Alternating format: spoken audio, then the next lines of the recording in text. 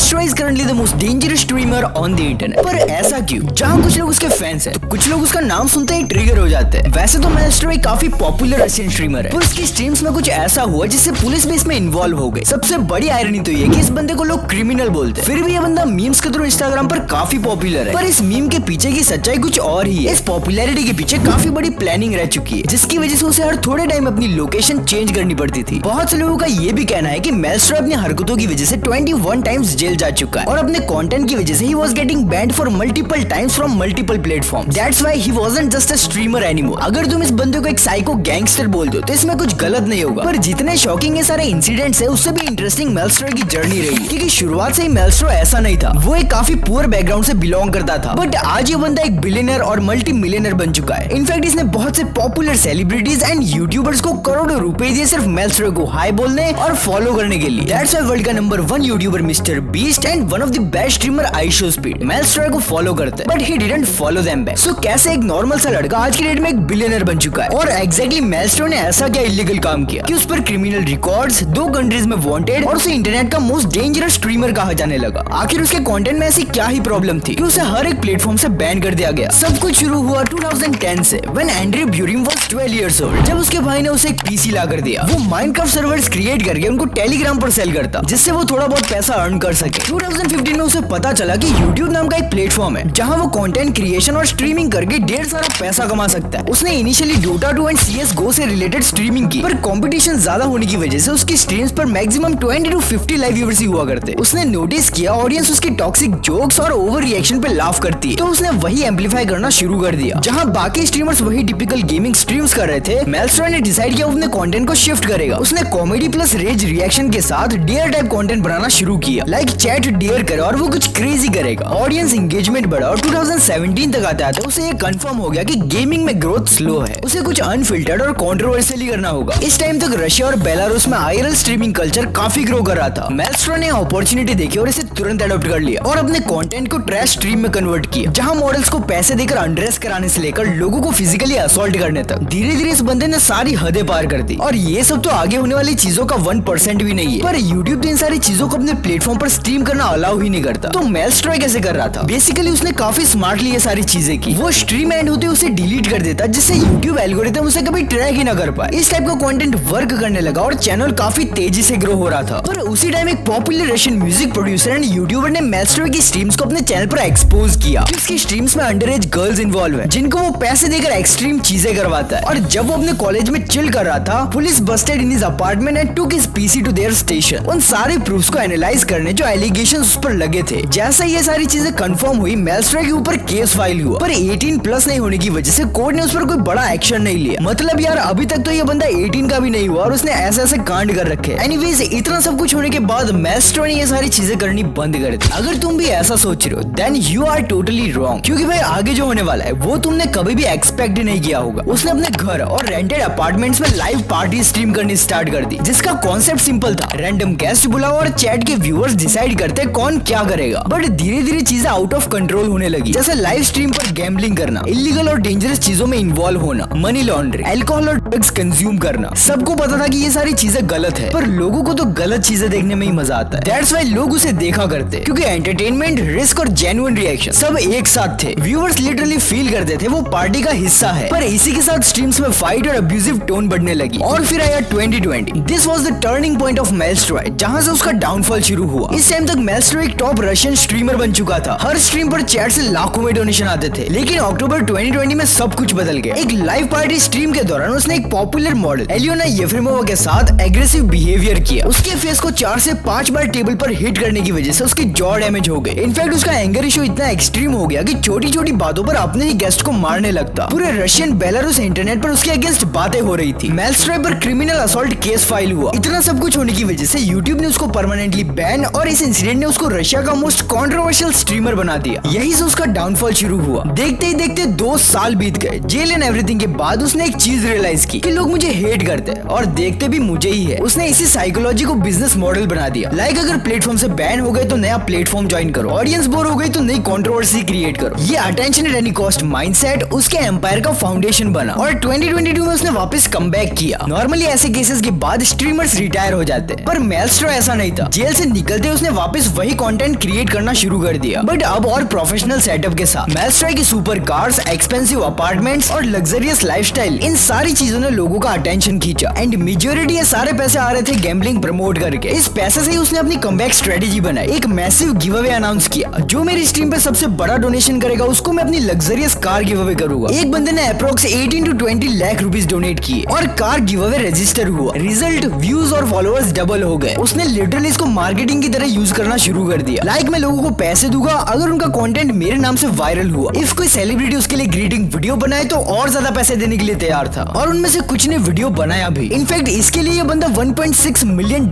देने के लिए भी तैयार था। इन सारी मार्केटिंग ट्रिक्स ने उसका वापस कमबैक करवा दिया। यही रीजन था कि हर जगह मेलस्ट्रॉय की मीम्स और क्लिप्स पॉपुलर होने लगे। He literally turned his audience into marketing army। एक बार तो उसने कुछ पॉपुलर स्ट्रीमर्स को पैसे देकर उनका हेड शेव करवाया। मोटिव काफी सिंपल था, शॉक वैल्यू क्रिएट करना। एंड नाउ वो सिर्फ किक और टेलीग्राम पर ही अवेलेबल है, क्योंकि बाकी जगह से उसको परमानेंटली बैन कर दिया गया। उसने लोगों के डिस्गस्ट को प्रॉफिट में बदला। हर बैन, हर स्कैंडल उसके लिए एक फ्री पब्लिसिटी थी। बट जैसे ये ऑडियंस हैबिटेट हुई, उसको व्यूज मेंटेन करने के लिए और एक्सट्रीम चीजें करनी पड़ती, जिसके साथ वो पास्ट में बेलारूस एंड रशिया दोनों ही कंट्रीज में वांटेड लिस्ट पे रह चुका है because of avoiding military service, physical assault, online casino promotion and tax aviation. बाकी तो तुम बताओ, क्या तुमने इस बंदे के मीम्स को अपनी इंस्टाग्राम फीड में कभी देखा है? और अगर तुम मेलस्ट्रॉय की जगह होते तो उन कंट्रोवर्सीज एंड केसेस के बाद क्या करते? कमेंट में अपना ओपिनियन जरूर शेयर करना। मैं मिलता हूँ तुमसे ऐसे ही नेक्स्ट वीडियो में। तब तक के लिए अगर तुम जानना चाहते हो कि क्यों मिस्टर बीन को सिर्फ 15 एपिसोड पे ही बंद कर दिया गया, तो स्क्रीन पर एक वीडियो शो हो रहा होगा, तुम जाकर उसे वॉच कर सकते हो। मैं तुमसे वहीं पर मिलूंगा। तब तक के लिए गुड बाय।